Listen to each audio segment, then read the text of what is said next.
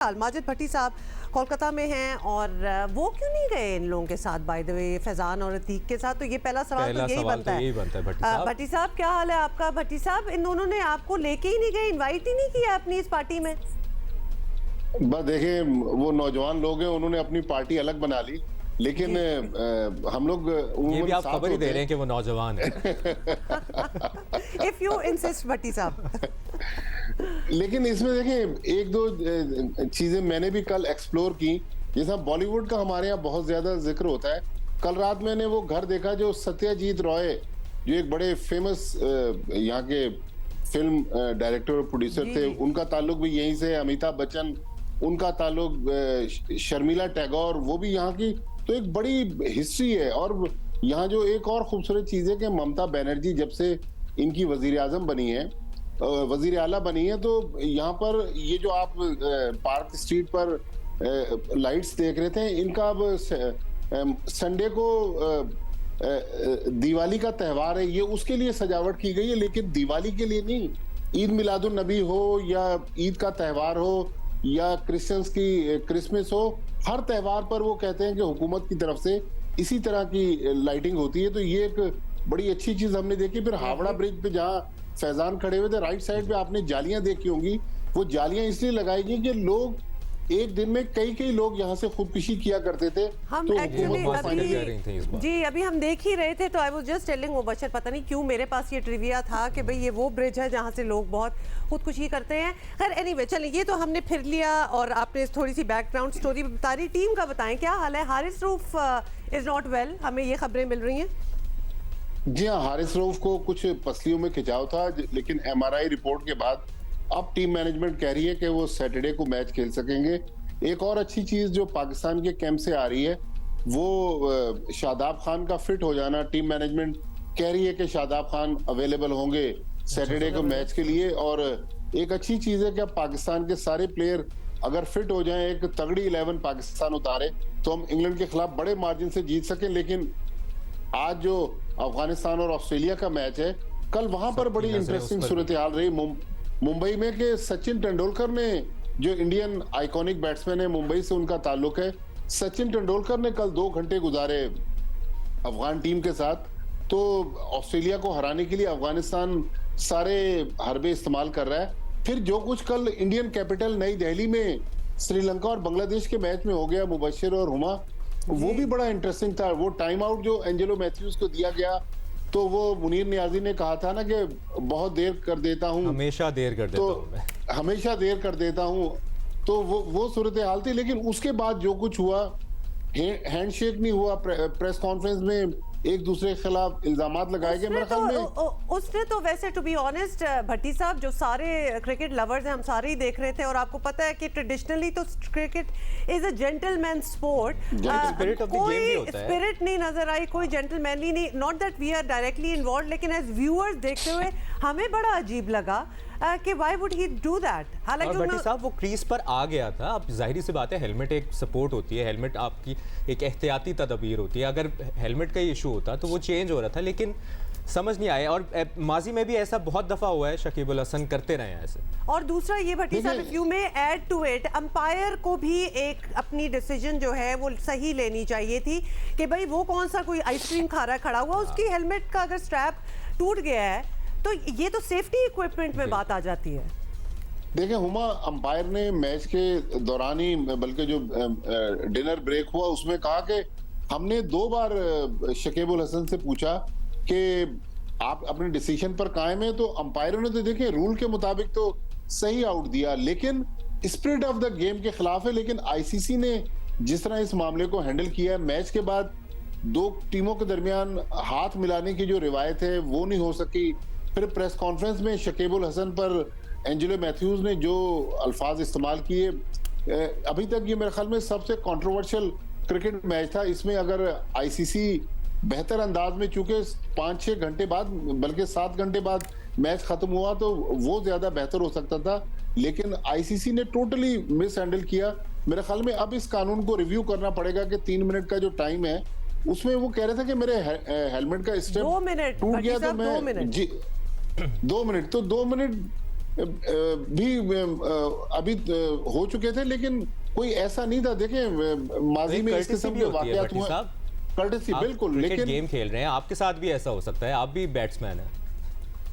उसने फिर उसको कहा गया कि भाई वहां तो स्पिनर खेल रहे थे, तो उन्होंने कहा भाई स्पिनर्स पे आईसीसी ने विकेट कीपर के लिए हेलमेट को मैंडेटरी किया हुआ है, तो मैं भी बैट्समैन हूं, मुझे हेलमेट पहन के स्पिनर्स को खेलना है। तो मेरे ख्याल में बहुत कल क्रिकेट ये कल काफी एक डार्क डे था इस क्रिकेट वर्ल्ड कप का, जहां इतने अच्छे मैचेस हो रहे थे, वहां इस वाकये ने पूरे रंग में भंग डाल दी। लेकिन बहरहाल पाकिस्तान टीम की बात हो रही थी, पाकिस्तान टीम तैयार है उस सैटरडे के मैच के लिए, लेकिन आज ऑस्ट्रेलिया का मैच, फिर थर्सडे को। लेकिन भट्टी साहब, अगर परफॉर्मेंस की बात की जाए, अब जिस तरह श्रीलंकन टीम कल बांग्लादेश से भी हार गई है, तो हमने जो थोड़ी बहुत उम्मीदें न्यूजीलैंड, बल्कि बहुत उम्मीदें लगाई हुई हैं श्रीलंका और न्यूजीलैंड के मैच में, तो श्रीलंकन टीम का पीछे बोर्ड भी पूरा फारिग हो गया है। श्रीलंकन वजीर खेल ने पूरे बोर्ड को फारिग कर दिया है, फिर परफॉर्मेंस भी उनकी ऐसी है, तो हम एक्सपेक्ट करें कि ये न्यूजीलैंड के खिलाफ कुछ कम बैक करेंगे, अच्छी परफॉर्मेंस दिखाएंगे और समहाउ हमें फ़ायदा हो, या हम फिर बारिश का इंतज़ार करें कि बारिश हो जाए और हमें पॉइंट्स से फ़ायदा हो। मेरा ख्याल में श्रीलंका की टीम मुबशिर ऐसी टीम है कि वो कुछ ना कुछ कर सकती है। उनके बोर्ड में देखें इंटरनल मामला पूरे साल चल रहे होते हैं, एक बार बोर्ड चेंज होता है। कल अर्जुना राणाटुंगा को बोर्ड का सरबराह बना दिया गया, 96 वर्ल्ड कप की विनिंग टीम के वो कप्तान है। तो मुझे लग रहा है कि अपनी प्राइड के लिए श्रीलंका की टीम खेलेगी। अगर क्रिकेट है, अगर श्रीलंका का दिन हुआ, तो मेरा दिल कहता है कि श्रीलंका की टीम न्यूजीलैंड को हराएगी और पाकिस्तान का ये जो सफर है इसको अब दूसरी टीमों ने आसान करना है, क्योंकि अगर रन रेट तक मामला चला गया फिर जरा ये मंजिल जो है ये मुश्किल हो जाएगी। राइट अच्छा भट्टी साहब, अभी टाइम बड़ा मिल गया है टीम को, which is good for them, कि अब नेक्स्ट मैच जो है वो सैटरडे को है। We have a good chunk of days, 5-6 days है, तो क्या मसरूफियत रहेगी, ट्रेनिंग ही करते रहेंगे, क्या प्लान में है? देखें परसों टीम ने ट्रेवल किया, बेंगलोर से कोलकाता आई, कल आराम का दिन था। आज भी अभी तक टीम मैनेजमेंट की तरफ से यही बताया जा रहा है कि आज भी खिलाड़ी रेस्ट करेंगे तो अच्छा है, जरा चूंकि रिलैक्स कर लें। बहुत ज्यादा क्रिकेट में लड़के इन्वॉल्व होते हैं तो उससे भी वो स्ट्रेस में आ जाते हैं, लेकिन टीम मैनेजमेंट ने उनको इस वक्त थोड़ा सा रिलैक्स रखा हुआ है कि आप आराम करें। अगर कोई जिम जा सकता है या कोई स्विमिंग पूल जा सकता है तो होटल में एक्टिविटीज हैं, ग्राउंड में आज भी कोई एक्टिविटी नहीं है पाकिस्तान टीम। अच्छा, आज कोई प्रैक्टिस सेशन इस किस्म का नहीं है? अभी तक अनाउंस जो हुआ है वो तो यही है कि टीम आराम करेगी। अच्छा, जो इंग्लैंड के खिलाफ मैच है, जिस तरह सैटरडे तक का इंतजार करना होगा, लेकिन अभी कोई विनिंग कॉम्बिनेशन के साथ ही जाने का इरादा है, या जिस तरह आप बता रहे हैं कि शादाब फिट हो गए हैं, शादाब की वापसी एक्सपेक्टेड है?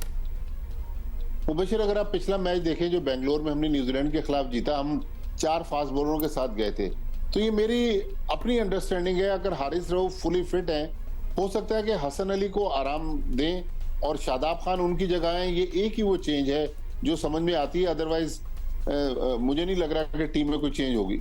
और अगर हारिस रऊफ भी उनकी पसली का जो इशू है वो रहता है तो फिर हसन अली खेलेंगे, फिर हारिस रऊफ को बाहर बिठाएंगे, तो फास्ट बॉलिंग में एक तब्दीली नजर आ रही है।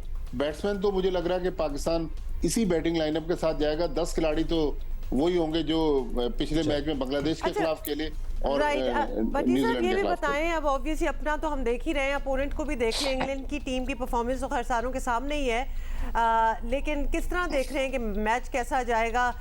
रिडेम्पशन के लिए तो हर मैच हर कोई चाहता है कि जी बेशक हमारे इवेंचुअली हम जीते ना जीते, इस मैच में जरूर जीत जाएं, कोशिश तो वो भी करेंगे।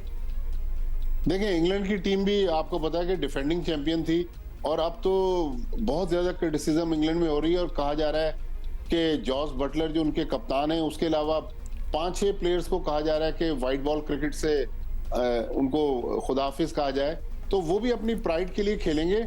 इंग्लिश टीम अभी तक तो टूर्नामेंट बहुत बुरा खेली है, लेकिन उम्मीद है कि वो बुरा खेलते ही सैटरडे के मैच में एंटर होंगे, क्योंकि अगर खुदा न खास्ता इंग्लैंड ने जान पकड़ ली तो हमारे लिए मुश्किल आसान हो जाएगी। लेकिन इंग्लैंड जो है वो मुश्किल हरीफ है, इतना आसान हरीफ नहीं है कि पाकिस्तान उसको आसानी से हरा दे। तो इसलिए पाकिस्तान अगर सिर्फ जीत के लिए जाएगा तो वो ज्यादा आसान है। अगर बहुत ज्यादा 170-180 रन से इंग्लैंड को हराने की बात होगी तो वो पाकिस्तान के लिए फिर मुश्किल हो जाएगा। बड़े मार्जिन से जीतना होगा, देखते हैं क्या होता है। अफगानिस्तान की टीम की हम बात भी कर लेते हैं। चैंपियंस ट्रॉफी में क्वालिफाई करने के लिए उनको ये 2 मैचेस में जीत भी बहुत इंपॉर्टेंस रखती है, तो इस हवाले से क्या आपको लगता है, इंग्लैंड की टीम की हम बात करें, इंग्लैंड की टीम से मुतालिक क्या लगता है, चैंपियंस ट्रॉफी से मुतालिक भी कुछ कंफ्यूजन ही है? देखें, बिल्कुल ऐसा ही है कि अगर इंग्लैंड टॉप 8 में फिनिश नहीं करेगा, क्योंकि चैंपियंस ट्रॉफी के लिए जो कानून बनाया है आईसीसी ने, वर्ल्ड कप की 7 टॉप टीमें और होस्ट पाकिस्तान, ये तो चैंपियंस ट्रॉफी में क्वालिफाई करेंगे। लेकिन इंग्लैंड जिस तरह जो हालात हैं, इंग्लैंड तो 9वें या 10वें नंबर पर इस वक्त मौजूद है पॉइंट्स टेबल पे।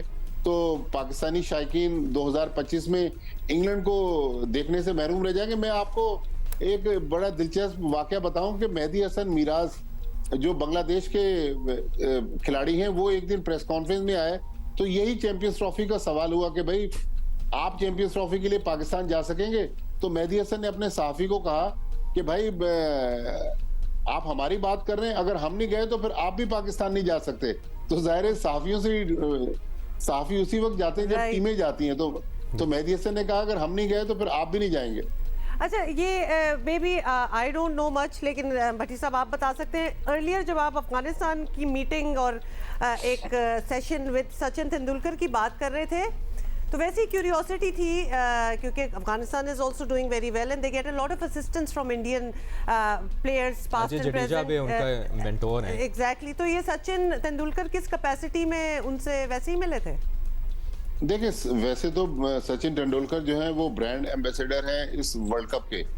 लेकिन चूंकि वो उनका ताल्लुक मुंबई से है, उन्होंने अपनी पूरी क्रिकेट वानखेड़े स्टेडियम में खेली और इंडिया और अफगानिस्तान की जो दोस्ती है वो भी किसी से ढकी छुपी नहीं है। तो अब इंडिया की भी पूरी कोशिश है कि अफगानिस्तान की टीम सेमीफाइनल में क्वालिफाई कर ले, जिसका मतलब ये हुआ कि अगर अफगानिस्तान सेमीफाइनल में क्वालिफाई करता है तो पाकिस्तान के लिए रास्ता और मुश्किल हो जाता है। तो ये मुझे लग रहा है कि वही सेंटिमेंट्स हैं जिसके तहत कल सचिन तेंदुलकर ग्राउंड में हमें नजर आए। सही है। अब्दुल माजिद भट्टी साहब, आपसे हम मुसलसल बात करते रहेंगे और जानते रहेंगे कि क्या सिचुएशन बन रही है।